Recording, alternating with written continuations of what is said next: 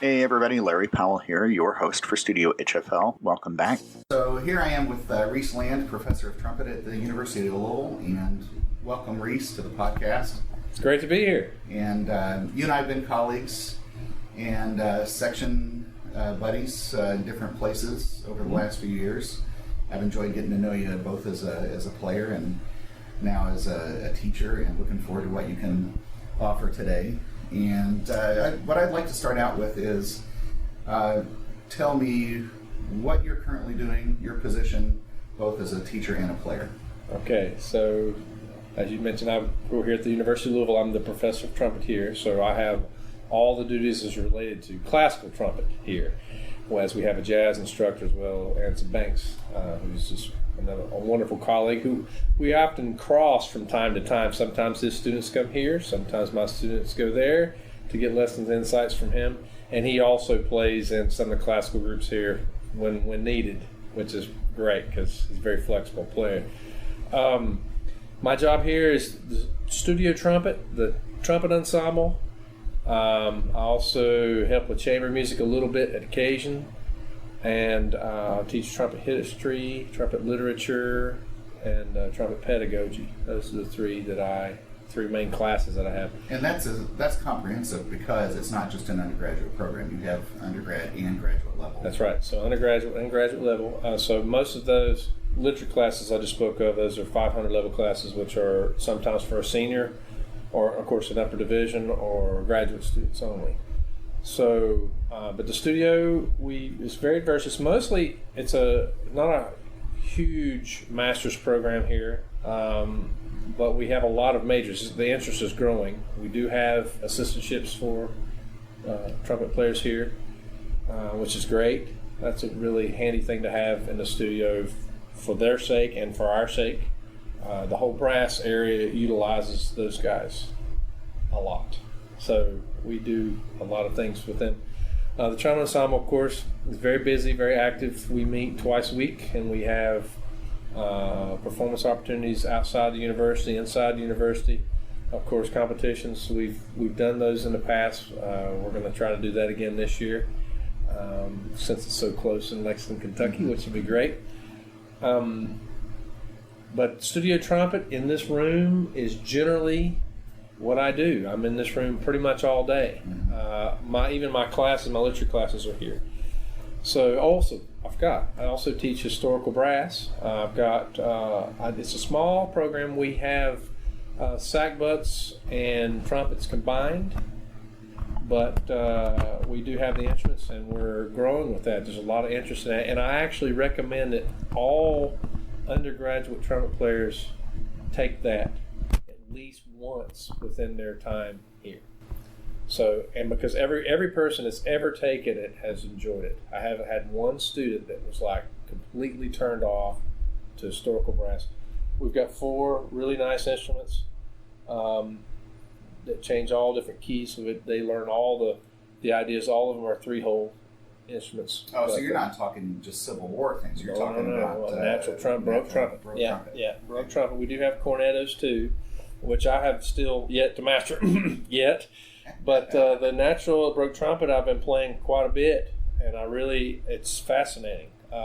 Now, to be a natural trumpet, you mean no holes at all? Bob Barkley described it as the 2-hole method. Oh, the 2-hole, right? Yeah. The one that goes into the mouthpiece and the one that comes out the mouth. That's right. And then anything after that is a Baroque trumpet. Baroque. That's good. That's fabulous. He's identified that for us clearly.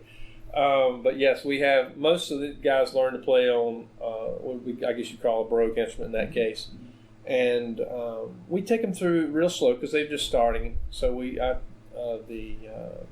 Ed Tarr books are fabulous for that. John Foster's book's really good for that too.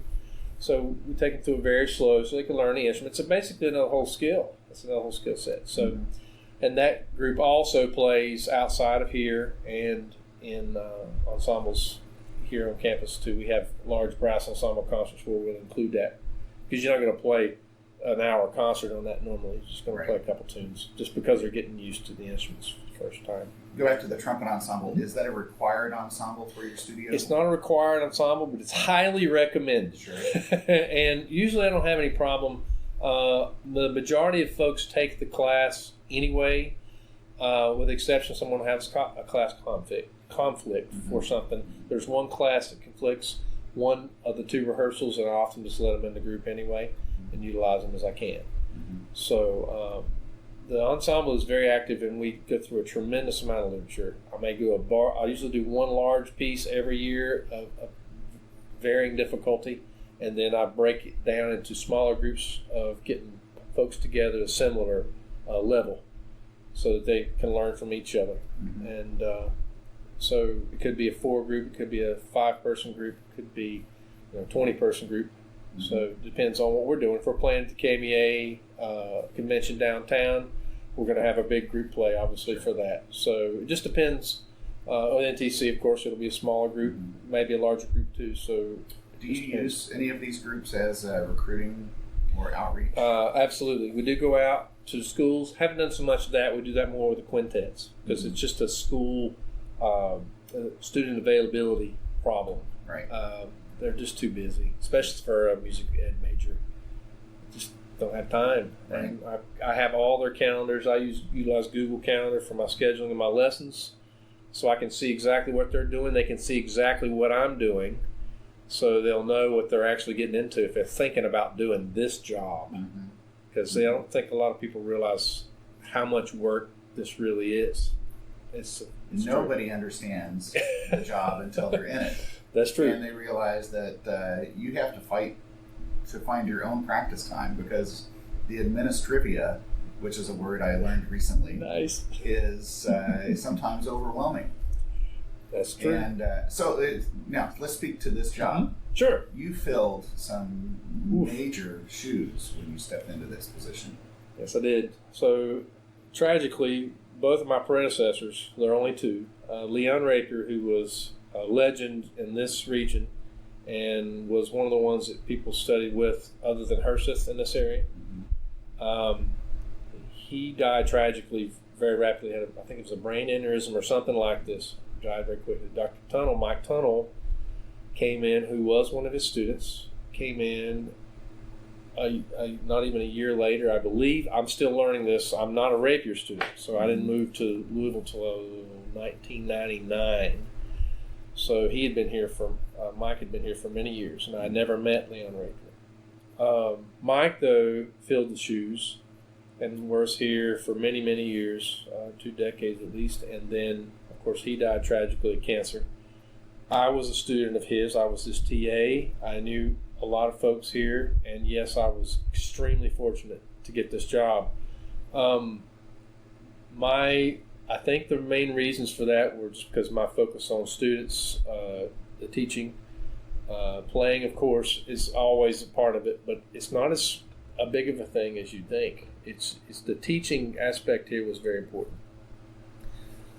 And then, of course, being able to play chamber music, which I have enormous amount of experience with that. I was in a group that was in Eastern Kentucky as a part of the NEA, as a rural residency program, and we had a 5-county region, and we played 4 concerts a day for years.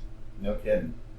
Years. And anybody of note? No one we know anymore. All the guys are dispersed. Lorenzo Trujillo would be the only one. He's in the Persian's own. He was in the final stages of the group. But everybody else has gone on to other things. I'm the only one that's really kind of still doing it. But that experience was amazing. Playing concerts. Now, we didn't play the same concert. Obviously, we were changing music continuously. Always upgrading our Ed show, which was a show basically about history in preparation for their liberal arts testing on the state Kentucky test, which used to require that. They don't anymore. So when that stopped, that program pretty much folded, and the funding from the NEA program folded too. So we moved to Louisville. I got to know Mike real well. I became his TA. I wanted to come back and get my master's. That was after I got my bachelor's. That was about a 6-year window before I got my master's, between my bachelor's and my master's. So I came here, got to know Mike real well, played a lot of great things with him, Louisville Bach Society, Louisville Orchestra some. It was great. And then I got, after leaving to go get a doctorate at Illinois Champaign, I immediately got the job at Southern Mississippi, which ironically was his alma mater for his DMA. I got the job there for a year. I didn't have my DMA finished. Took a year off, got it completed, got a job in Campbellsville University in the middle of the state, and I was there for 8 years, tenured faculty. And now and then after Mike died, I was, like I say, fortunate to win this. Been here, this is my 5th year? I think so. Is it really 5? I know. Wow. So it's amazing. Time flies. So time is flying. Yes. Let's talk about your time with Mike Tunnell. This is my 4th year. I said that wrong. 4th year. Yeah. Okay. Yes.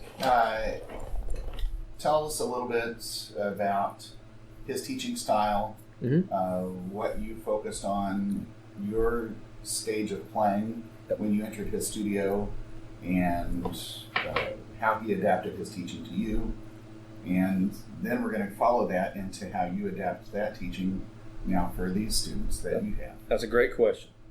When I stepped foot on campus, I had not played a solo recital, in 7 or 8 years because I had been in the quintet. So I had an enormous amount of performance experience. And I had played solos with a quintet, but it's not quite the same, as you know. So I told him that. I said, I'd like to do more solo recitals because I just need the experience. I'm missing a lot of literature. I'd played a lot of things, but nothing like that. So we sat down the first lesson, and he created 4 recitals. The first lesson. We will do this, this, this, and this. And your last one will be the graduate recital. This will be the pieces that are on that.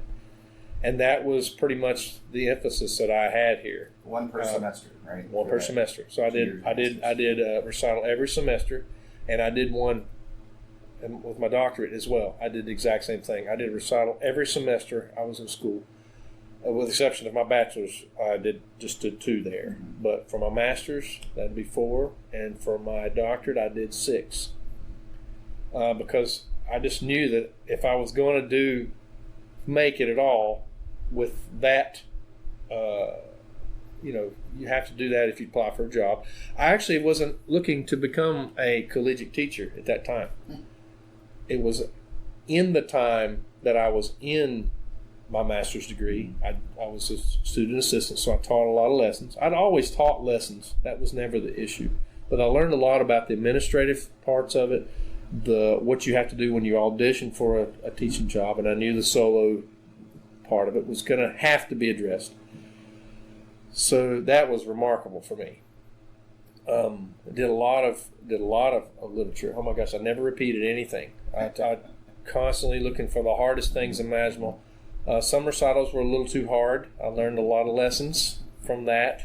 It was the one I did Molter 2, Tomasi, the Bain Concerto, and what was the last thing? I don't remember. But that was just the first half, right? Yeah. Well, and now, ironically, you mentioned that because Mike came back after intermission, after Tomasi. He's, how's it going? And I was like, is everything?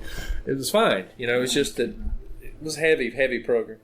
So I learned my lessons from that, and I played some really difficult 20th century lit. I did the Krill on my graduate recital, for example, Erickson's piece, which took a year and a half easily to learn that.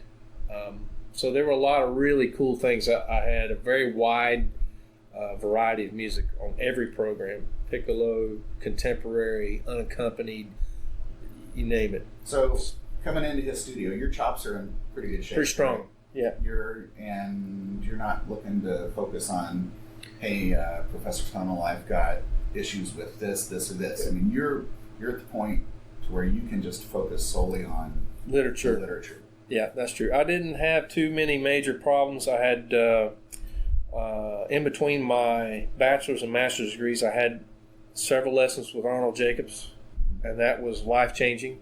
So fundamentally, I was pretty strong. Of course, I had things I needed to work on. We all do. It wasn't always natural, but as far as what I was doing, I was playing so much that I had to have a certain level of fundamentals to do that. But there were things that needed to be honed and cleaned, and that took some time. And coming here, those first couple of recitals were a lot of, I don't want to say muddy ground. It just wasn't solid. You know, I didn't feel like I did when I walked in and did a quintet concert. You know, and it took a little while to kind of get used to that being out there. You're it kind of thing. And then after a while, of course, if it's something you're not good at, you just keep doing it, and eventually it did get better. Ensemble playing was never an issue. I always, you know, I don't know why the strength in numbers thing, I guess, is just kind of thing. Absolutely. There's always safety in numbers. So, you know, I'm thinking about these heavily programmed recitals. You're learning things like pacing, of course, programming. Yep. What else?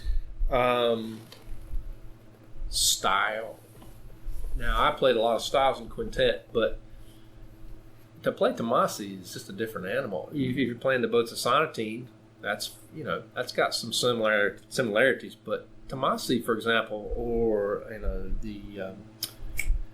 what are the other big Jolivet pieces? If you're working on those at Francais, for example, all those have a definite thing about them. So that's something I had not been exposed to much. I had played Debussy a little bit in the orchestra, you know, a little closer, but not really. I mean, compared to that, which is, first of all, they're difficult. Hearing-wise, logistics sometimes, you know, mute things, just all kinds of issues that come up. So I had to learn about that. You know, one of the first ones, Hindemith. I played a little bit of Hindemith for Mike in one of my first lessons, and I was using way too much vibrato. I mean, for example, he's like, whoa, what is this? What are you doing? What do you mean, what am I doing? I'm just playing the Hindemith. I didn't really have a reference because I had not heard the Hindemith that much. I was, again, it's music I wasn't that familiar with. Then I heard Tommy Stevens recording. I was, okay, I understand now. So it took me, you know, a semester or two just to turn Dr. Tunnell called the vibrator off. Turn it off, man. What are you doing? So, because you don't use that in this music. No. So I played the Hindemith on my final recital here, and that was an accomplishment because it wasn't the fact that I couldn't play the piece. It was I could read the piece pretty much from the beginning, but to play it where I felt and where he felt it was right, stylistically closer to what Stevens and others. Stevens was one of our favorites, but yeah. So there are a lot of pieces that are open to interpretation. Oh yeah. But there's extreme value in knowing what the expectations are really for pieces like the Hindemith, or to play the French repertoire the way the French composers intended it to be played, and the sounds in their head as they're writing this. Sometimes that's not addressed in today's world. It's just, and I think we owe it to the composer to try. Now, I'm not saying I'm going to play it exactly like Maurice Andre. Some things on his I don't like, but it's kind of like Mexican food. You know, we Americanize it a little bit, so we have to. There's certain things in an orchestral way. Sometimes I'll think that way in a piece. It just depends. It depends on the moment. But yes, we're trying to get something similar to what the composer intended, I think. Now, have you taken a piece where you're like, boy, I really want to play it in this style? I mean, if you're convincing, if you've got conviction with that, and you are convincing in that delivery, do you see any issue with? I have no problem with that. Some of the ones that often get me are just like the older tunes, like the Haydn and the Hummel. You know, this is a way to play it, and then you listen to somebody play it on, for example, an instrument that was written for, and then that's different. It's kind of like the Baroque trumpet too. Exactly, right? So you play the Baroque. If you ever play the Telemann D major on the Baroque trumpet, for example, Telemann Concerto D, you will change the way you play that when you try that on a Baroque instrument because the color is so different, and the articulation. Because the piccolo, of course, is just going to go. I mean, it's ready to go. It's made to be easier. It is easier. I love the piccolo trumpet, and that's why it was so hard for me to grasp this Baroque thing. But then when I started to really kind of study it and understand it and hear the sounds that all these great artists are making now, I'm like, wow, there's definitely something. So when I play piccolo now, especially a piece like that, I hear that sound. Mm-hmm. And it's not always easy to make it, sure, but at least I have a something in mind. I am a person who definitely works in products. That's something I learned from Mr. Jacobs. Okay, I don't think about the how too much. Mm-hmm. I think about what it is I'm trying to achieve. This is if you have to have one driving force for my teaching, that is it right there. The human body works in products. If I want to pick this mute up off my stand, I'm not thinking about the muscles that I'm doing to do that. I'm not saying we don't address the muscles, but that is a very minimal, it's a minimal thing, and there are certain things for younger students that have to be right. But as far as what drives my teaching, it's that right there. It's product. So if I'm thinking about Hindemith or Tomasi or whatever I have to do, I listen to the piece. I think Jacobs had the same focus, was know the sound you're after and the body will find a way to create that. Yeah. Rather than thinking about this muscle's going to do this, and that's going to generate this end result. And there are people who end up paralysis by analysis. Correct.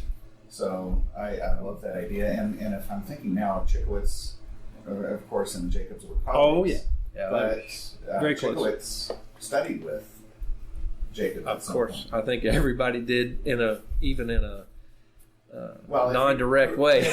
Exactly. Yeah. But I've tried it where I've done the whole physical thing because I had a lot of problems, especially in the early part of my undergraduate. I'm so glad to hear that. And that's a lot of problems. You're okay talking about that? I'm totally open to talking about that because that was what. But I have an enormous amount of determination, which you have to. Mm-hmm. I was raised as a farmer and electrician. So the work ethic was never the issue. Mm-hmm. That was not a problem. I was raised in a way that was fabulous for that. And of course, trumpet, when you're sitting in an air-conditioned room most of the time. So, I mean, really, how hard is it? Really? Sure. Even when you're doing the hardest thing imaginable, it's physically not. I mean, yeah, some people say that's physically very difficult. Right. You ever tried digging potatoes? So, in my point... With potato fork, right? Not Yo, I'm not talking about a machine. I'm talking about a shovel, man. Yeah. So, but anyway, so that part of it, the part of, and I was a very physical player in the beginning, and Mr. Jacobs, of course, cleared up a lot of these things. My early high school teacher, was a student of his. His name's Tim Phillips. He lives in North Carolina, and he got me on the right track. My chops were just a disaster. I mean, I played way off the side of my face. I mean, constantly swollen, busted. I'd have range, but only at the 5F range.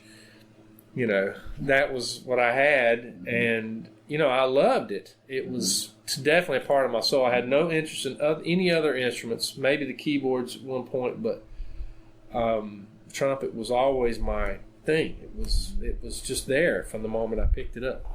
So, but the problems existed, and then Mr. Jacobs, like I say, he showed me basically what the embouchure's for, how it works, what we should think about.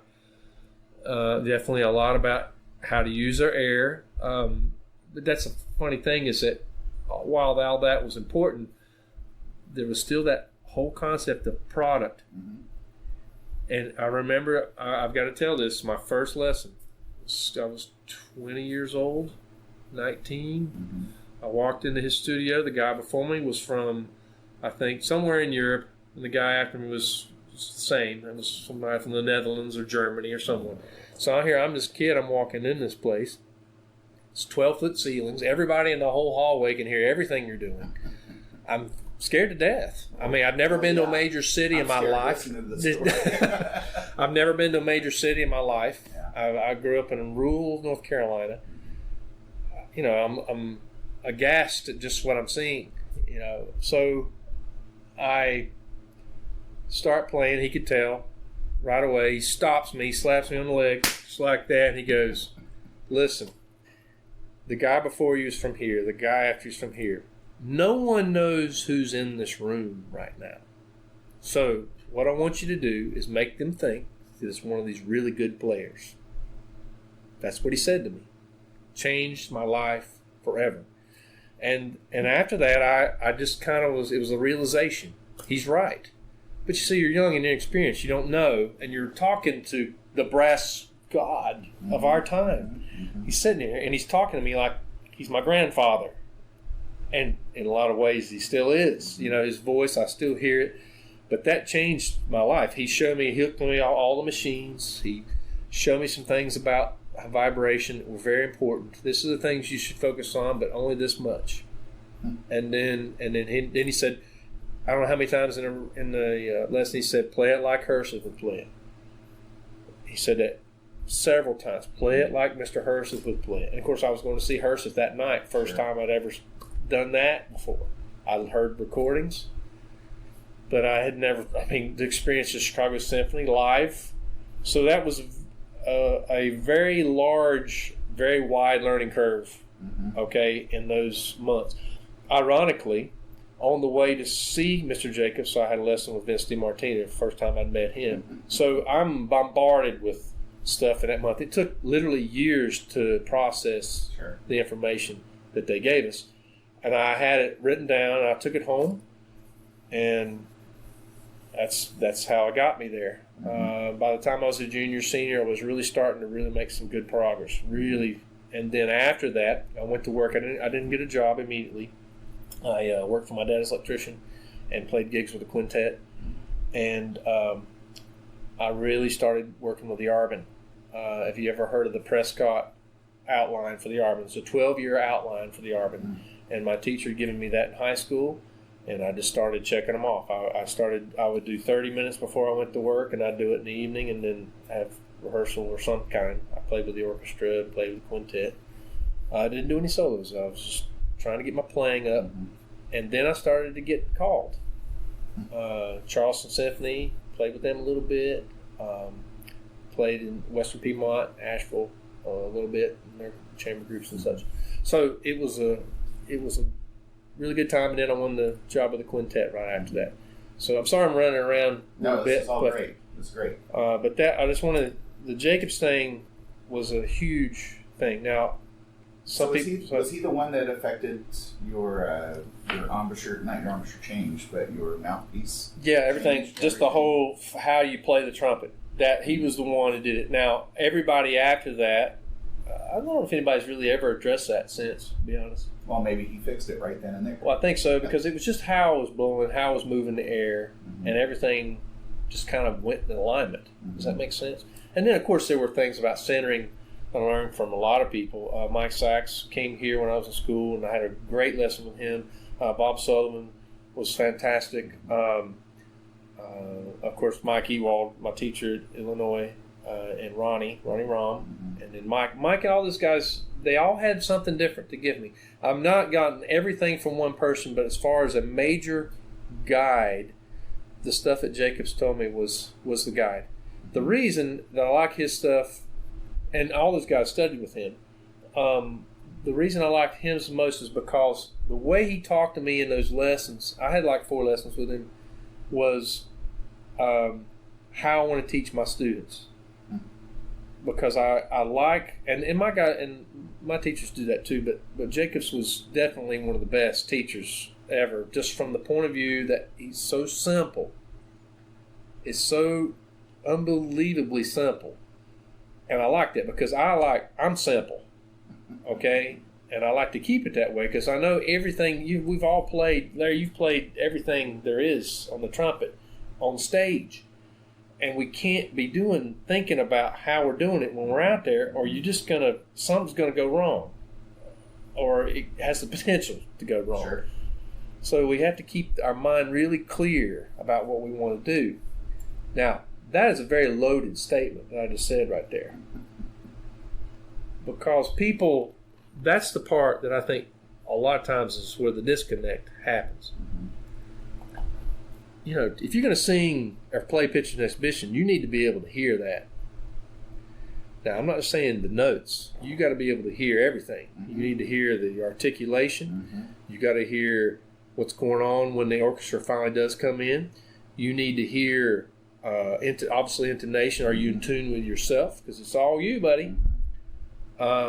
You need to look and kind of expect what the conductor's going to do. That's a visual thing, but it's also, you can see that before you even start playing it. You need to know, of course, the sound color that you want. There's just so many things. There's so many facets of that. The pitch is really, that's just one thing. So if I have my guys in here, if they sing, if they want to play pictures, I have them sing it, because that's one we should all hear. And it's remarkable. The notes they miss are the ones they miss singing it. The way they sing it stylistically, that's the way they play it on the trumpet. It is remarkable, the connections that are there. The articulations you sing? It's there.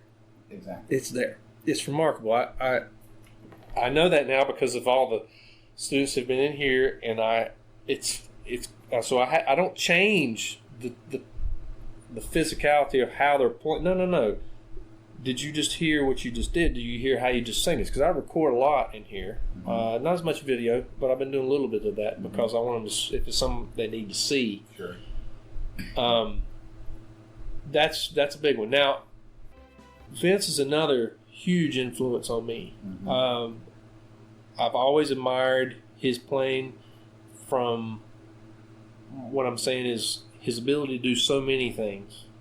His toolbox is ridiculous. I mean, we know this. Never mind the jazz. I'm just talking about to be able to do what he does is remarkable.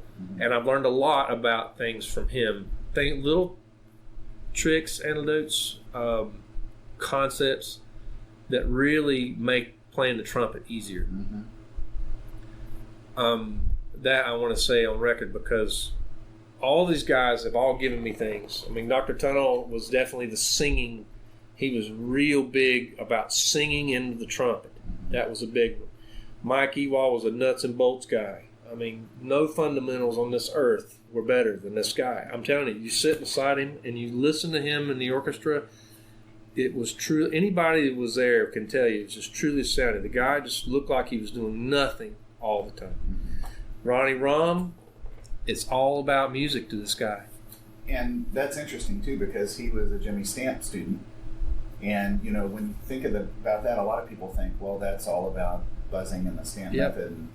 But the end result is still his musicality is, and if that wasn't apparent and still isn't apparent in the fact that he's one of the most lyrical players. He plays so musically, and in a group, his ear with the group is remarkable.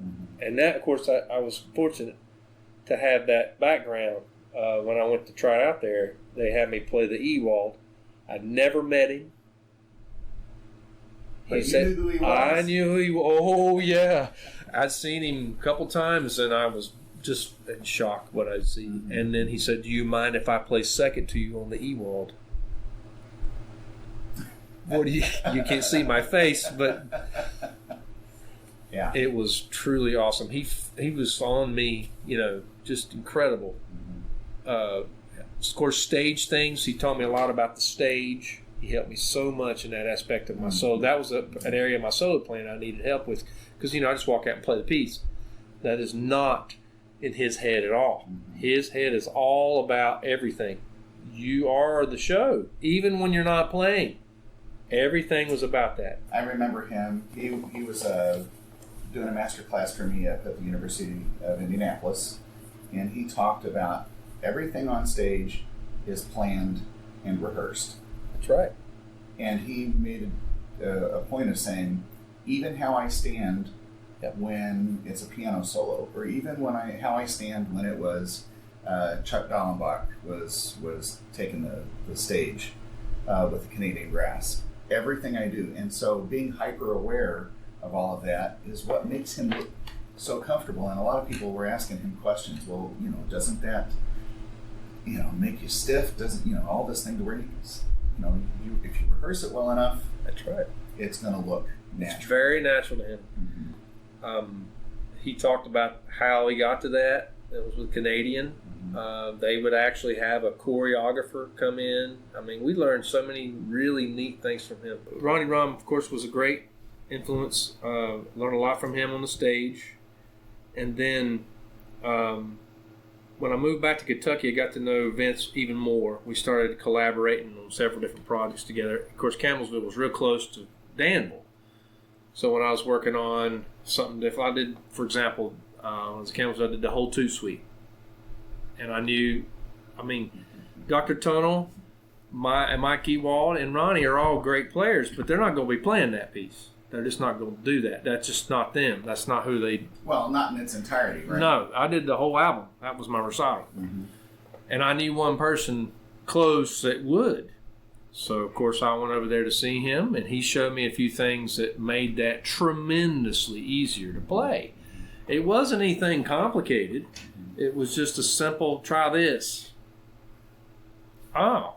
So I learned a lot of little things from him over the years that for that kind of playing, because I was doing a lot of commercial playing as well. I play in big bands, play lead in there, play third, whatever. I don't do a lot of jazz, but the thing is that I knew that style and I knew the demands that sometimes it has in the orchestra and Bowling Green. Of course, I'm down there. I'm second trumpet, but I play lead occasionally when the lead player Dan Castine doesn't want to play the stuff.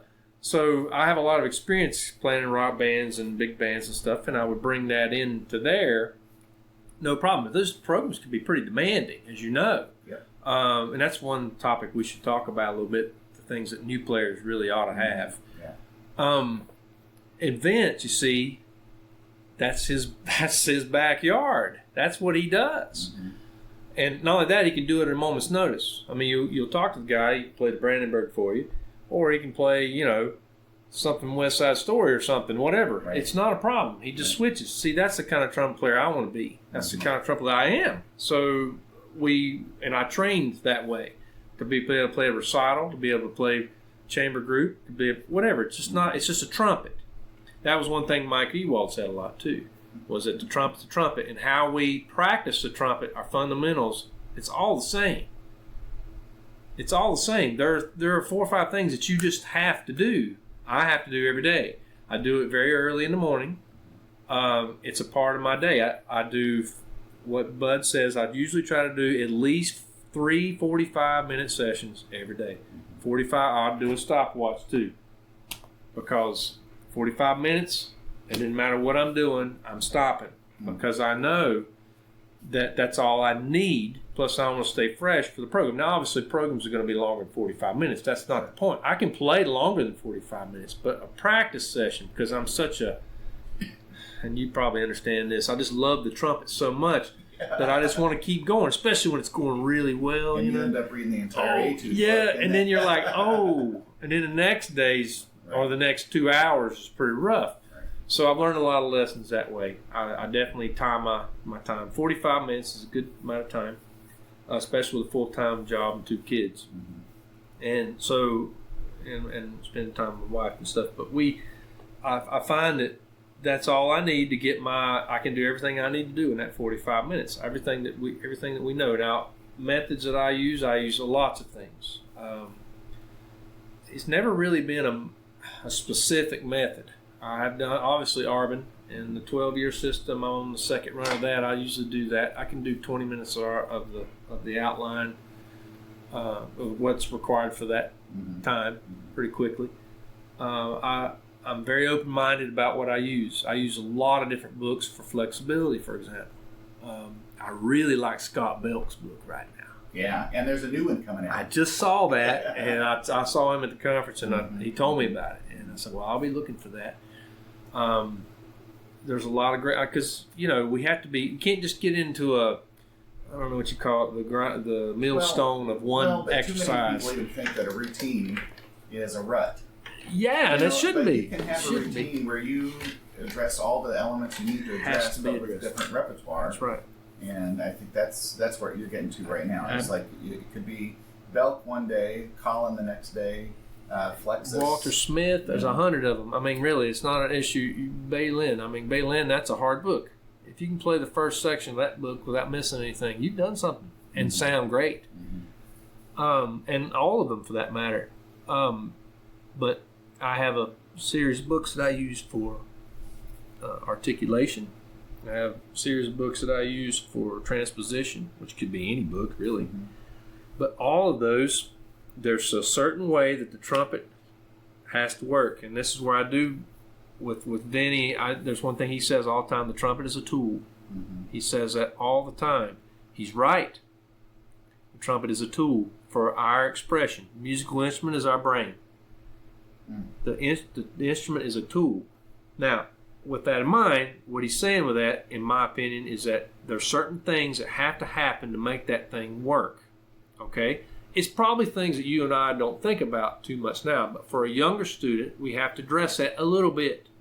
The product, of course, is still in that mind, what you want to do. How you want to do it is not necessarily the most important thing. It's what do you want? What do you want? So with all these books I have, that's the driving force. Will your single tonguing get faster? Hopefully. Your double tonguing get smoother or however you wish it to be. Yes. Will your range increase? Yeah, I mean, there's a lot of things. My range development probably just happened because I had to do it. It wasn't because I practiced it. Were there things that helped with that? Yeah, sure. The 5th study of the Clark book, that's a great one. That's a good one to get focus, and range. Playing real soft in the high register. I'm not doing it with so much force, which is something a lot of people do. And I think there's an equilibrium that just has to be there, though. And that's something that Vince talks about a lot. I really admire that, and I use it. When I see it's, well, that's not quite right. We need to make an adjustment here, and here's what you need to do. Keep it simple. Make the statements real, not long, just a couple words, do this. That's Mr. Jacobs would say. Vince won't give you that, though. He'll give you the long answer, But here's what I like about it's still Vince. simple.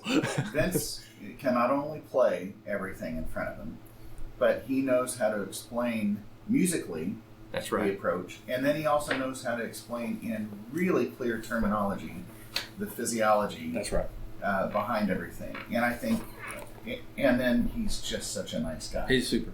Yeah, So he's like the complete package. He really is. For all of this. He's great. And I think just the enthusiasm for music, period, is unreal. And okay, so what I'm hearing is you had a very different experience as a learner than you did as a teacher, but you're taking because when you showed up for your master's and doctorate, you had things in pretty good working order. You're now having students come in who are not at that level. That's right. But you're using Arnold Jacobs and who were you with in Illinois? Mike Ewald, and Ronnie Rom, and Mike Vinny, Tunnel. and Tunnel. Yeah. All of those, you see all of them being channeled into your teaching methods. I am not narrow-minded when it comes that way. I like atom techniques. In the last 5 or 6 years, there's things about the atom that I love. There and a lot of similarities to Mr. Jacobs. I've talked to Dr. Banks about this here in the studio. He was a big atom student, and I've totally included some of the things he showed me. And I love it. I'll see him do when he warms up. I'm like, "What are you doing?" I'm intuitive. As far as that goes, I think it's very important again to remain open-minded about that. And you'll know what doesn't work. I think we all know that. No, it doesn't quite get it. There may be one aspect of something that doesn't work that you may keep. For example, I'll give you one. Endurance is often in the minds of trumpet players. I do something with endurance. I don't do Caruso. I did that for years. I've done the breathing gym. I did the breathing gym every day for 2 years. Just to give it, I want to be sure that there are things about that I still use. Caruso, back to that. One of the things that I liked about Caruso was stabilizing things, because like people can't hold long tones for the amount of time they often need to, or they just lose strength by the end of the evening. I'll do a whole exercise where I'll leave the horn on my face. I won't take it off, and I don't breathe through my nose. I'll even talk to you, Right. but I'll leave it on my face.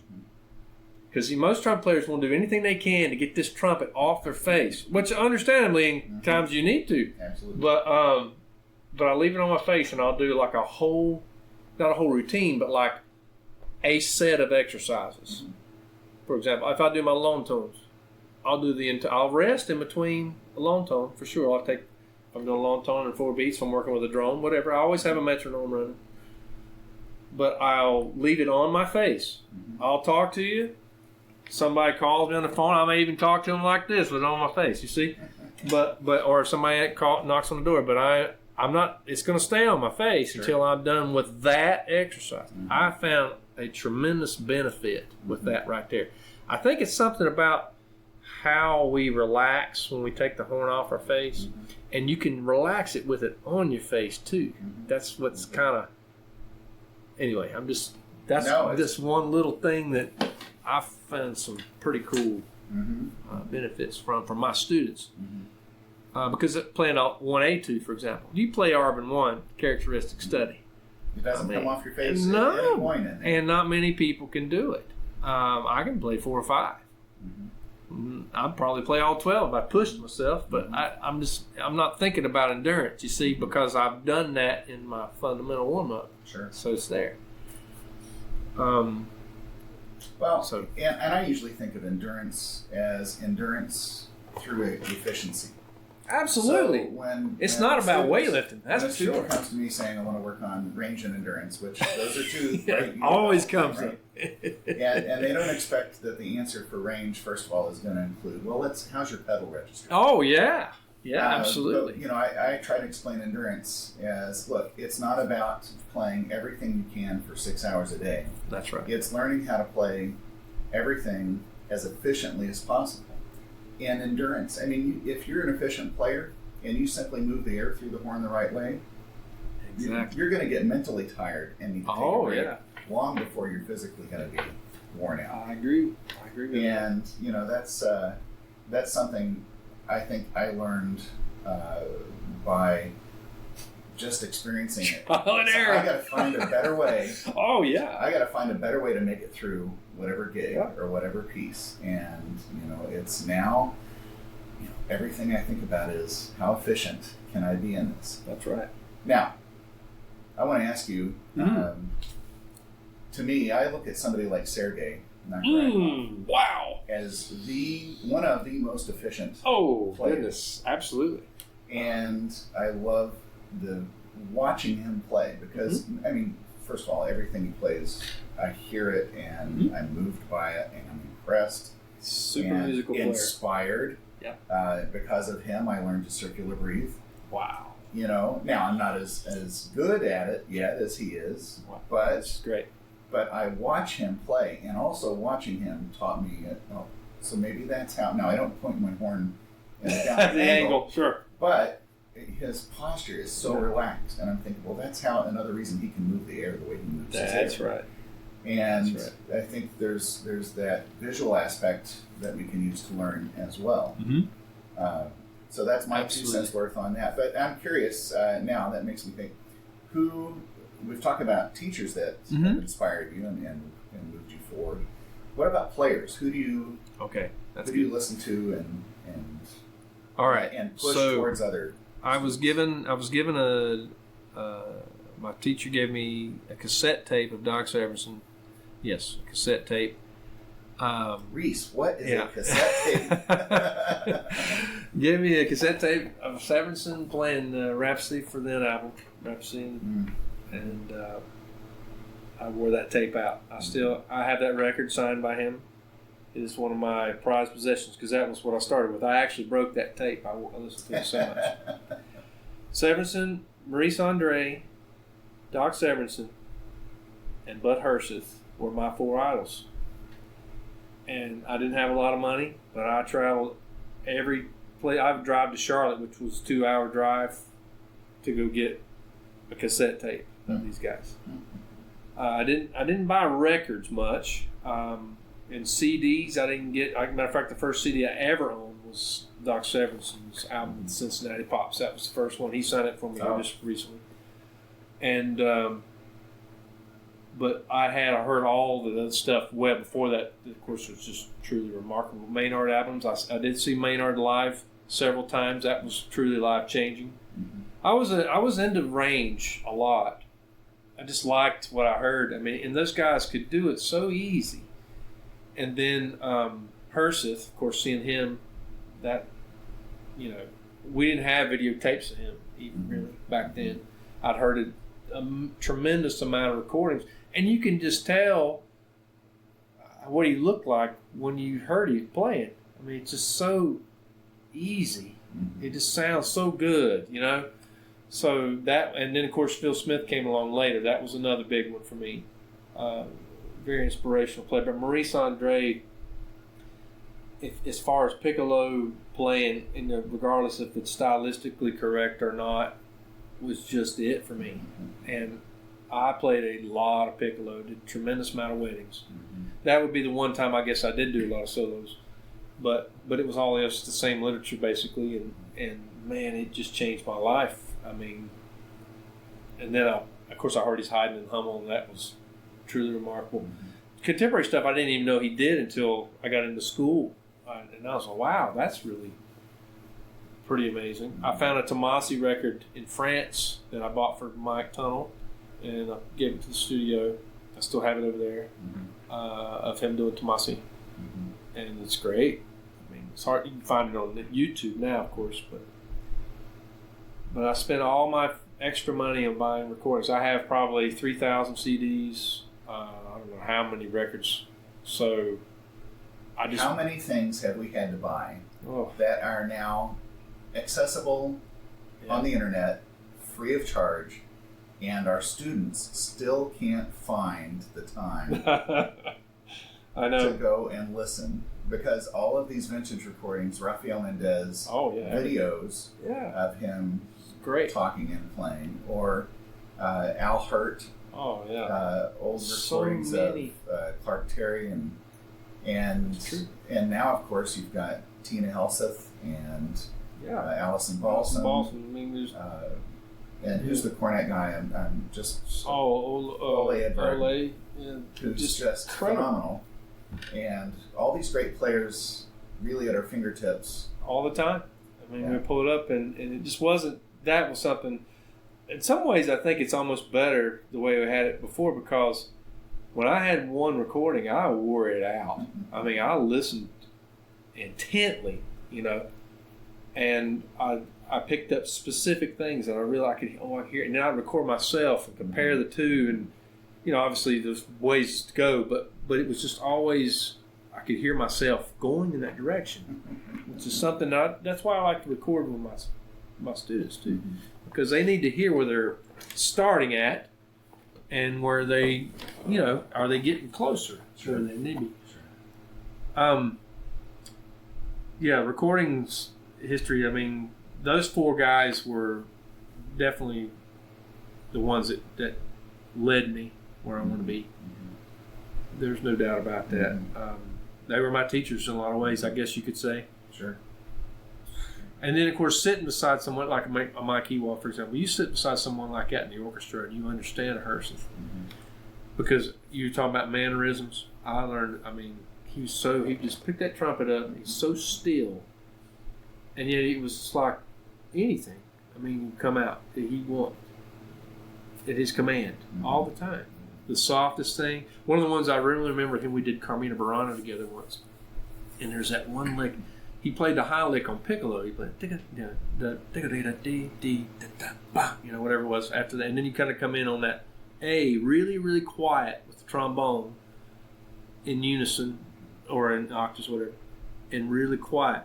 He put that piccolo down and he picked up that C trumpet and he played that note, and it was just like, I mean, it was flawless. It wasn't just flawless, it was pristine. You know, it was one note. It was enough that you noticed it. Oh yeah. Well, it was more than that because I know what he was doing previous, and it wasn't even the horn switch. That kind of thing doesn't bother me. I did in quintet so long. It was just his mind. You could tell was leading that charge. He knew exactly what he had to do, and he did it. It just boom, it was there. Just truly remarkable. You know, as you're describing that, the biathlete started going through my head. You know, they cross country ski, they have to stop, and then completely change their focus. Yeah. Physically bring their body under control and hit the bullseye. Boom. And then they're up and getting their heart rate back up. You know, and that I think might be a good analogy to that sort of thing. The ability to go from one extreme to the other. So remarkable. I learned a lot from him that way. So, you know, your enthusiasm, if that hasn't come through, your enthusiasm for not just trumpet but music, if that hasn't come through today, I think we've missed something. Tell me something, and obviously you do enjoy music. Tell me something that you're trying to better yourself at now. I mean, is there a specific technique, extended technique? Is there a specific genre that you're looking to do? I mean, Very good question. You're still growing. We all are as players. Yeah. I'm, and that was the other thing I was going to mention, actually. I'm glad you brought that up. I'll answer your question as well, but about remaining open-minded. I've read several books about learning, a lot of really good books. One of the ones 5 or 6 years ago was Mindset. Mindset is a great book. It's about closed mind, open mind. What you call a growth mindset. That's an open mind. That's the reason I'm still here. That's the reason Vinny's still playing at his young age. And Severinsen, this guy, he's 90 years old. He came in here and played this great concert. I mean, just, you know, I think that's the key, is that don't ever think you're there and be willing to grow. I have swallowed my pride in this I'm working on a real difficult program here coming up in September, and I'm working on the Zwilich concerto for trumpet, 5 players. It's not easy, but it's not the chop problem. It's a hearing thing. Right. And I'm going to say it out loud, I've swallowed my pride, and I have been singing that piece. I have been singing it. I have been working on that because I'm just, not just to be accurate, but just try to be more inside you. Does that make sense? Just to really know it, really know what's going on, because it's not just a piano and trumpet piece. It's with some really great players I've got here in the faculty that they're going to play along with us. But it's just, I've been really wanting to do that more, and I've found some remarkable results from just singing the piece out loud. Truly, I mean, because I'll hear practice listening to it. Yeah, I listened to it for 6 months, and then I started singing it. Boy, howdy, that was a complete change of what was required. I found myself, when I played the trumpet, then it's like I'm singing the trumpet. Does that make sense? It sure does. Because you're using the trumpet as a tool. I'm using the trumpet as a tool. Like you said earlier, your mind, your brain is. Yeah. How did you phrase that specifically? Oh, I mean, your brain is running the show. It's driving the instrument. So it knows exactly what to do by what I'm telling it to do. Now, I'm not saying I don't play by feel a little bit. Everybody's going to do that. You're trying to play. I mean, you're putting these knives up to our face every day and grinding into our teeth. Come on, let's be real. The things that I did with Vince helped me with that part of it. But the drive, and Vince will tell you about hearing too, and I'm still yet to ask him about that a little more, because I've got more questions. So he gave me a lot of answers recently, and I've got some more. But I'm finding that if I just do simple exercises of sight singing, I do 30 minutes at least of sight singing, of just something unrelated every day. I'm finding that it's helping my trumpet playing missing, because I'm noticing what I'm hearing a little bit more. It's not that I didn't hear it. It's just that I didn't super clarify it. I'm talking down to to the razor sharp edge. But that's been truly remarkable. I did a little bit of reading about this, and you know that Herseth, Vacchiano, and Voisin, they all studied, and those are really remarkable trumpet players. I mean, Jacobs told me that Herseth would miss a note every 3 years. It wasn't just that; it was just that he would play so musically connected to the piece all the time. All those guys were involved at one point or another with a guy named Georges Magier. You probably heard of this guy. Yeah. Georges Magier was in the Paris Conservatory. Now, you know the renowned classes that they have for sight singing and solfege in those classes. Brass players weren't allowed in those classes. Magier was a violist. He studied with those guys, and he was in those classes. Now, I'm sorry. There's something to this. There's a reason why his students have the top 3 major jobs, or one of the major jobs in the United States. There's a reason for that. Sure. Vacchiano, I mean, come on. Voisin, I mean, all these guys, their ear is truly remarkable. I've noticed this when I go to Ecuador with my wife. The kids there, they study solfege. They may learn 3 notes, only 3 notes, do, re, mi, but on fixed do, of course, for a whole year. But they know those notes. Sure. Now, that's something that we just don't push here.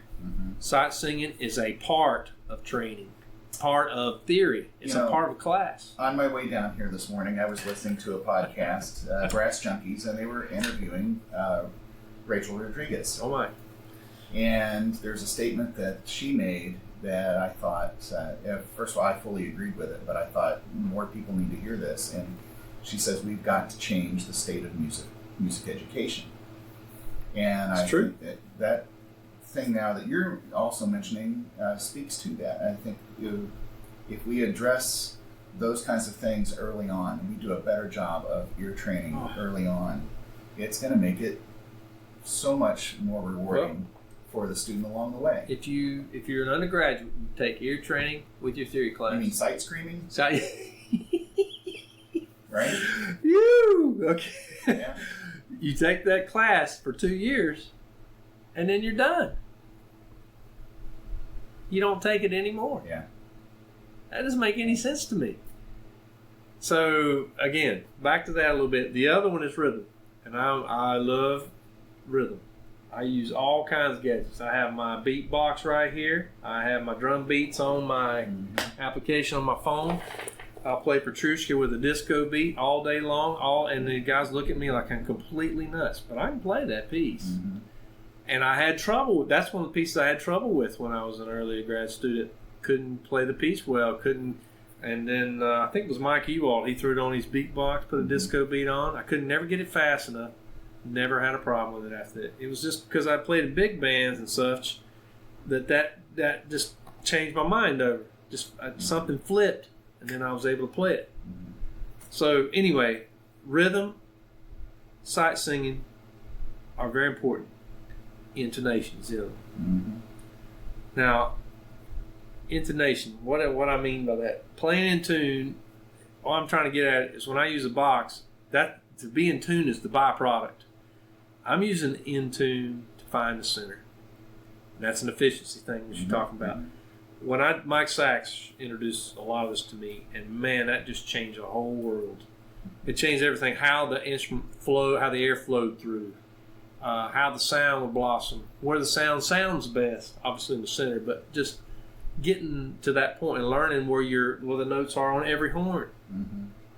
You know, that's our thing. When I go try a trumpet, I'll play 3 or 4 scales and I know right away. Yep.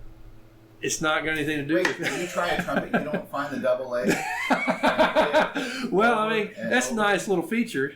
But honestly, I play a D, E, and E flat or an F scale, and I know immediately if this horn's any good, but because of the evenness of what I'm hearing, and my ear training as such that I know. That note's that. I don't even have to look at the box. I know. Sure.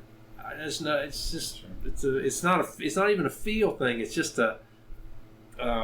it's just how the sound develops. You know, how it sounds. You know, Sure. truly. Sure. So you're never gonna find a trumpet that plays perfectly in tune, probably, but there's obviously the more expensive ones probably do. Mm-hmm. But we got to know where those problems are, and more importantly, how can we make them sound good out in the room. Projection is another one of my big things I love, and of course you don't use that all the time, but in an orchestra you do. That sound's got to travel. Even the softest soft It's got to travel. has to get out there. Got to travel. So I think that way. You're here in my office right now. This is one of the reasons you see where I'm at. My windows are wide open because this is confining to me. It's not a small office, but it's confining for a trumpet player. Mm-hmm. We think the guy in the back of the room. Yep. So it's got to be that way. It's got to be that way.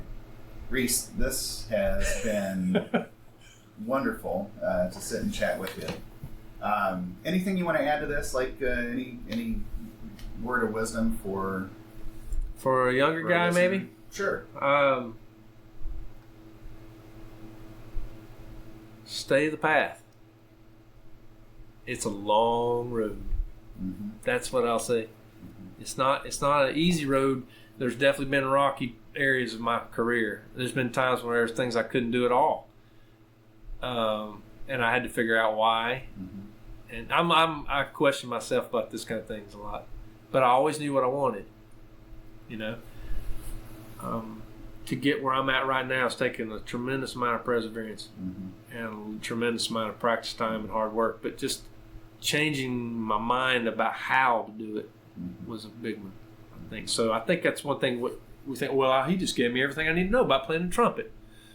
No, I just gave you 30 minutes or however long we've been talking. It's not one package. There's so many facets. Right.